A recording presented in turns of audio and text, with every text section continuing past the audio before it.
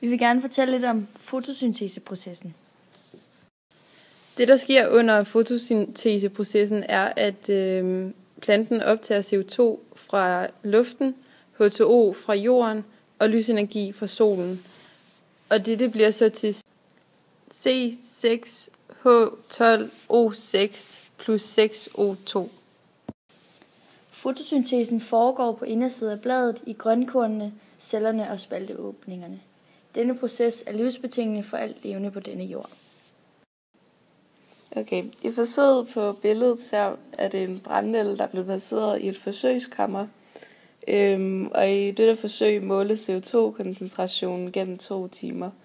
Forsøget foregik først i mørke, og derefter en time i lys, altså en time i mørke og en time i lys. Og resultatet af målingerne ses så i figuren her. I den første tid i mørket omdanner planten ilten til CO2, hvor den derefter en lyse tid omdanner CO2 til ilt.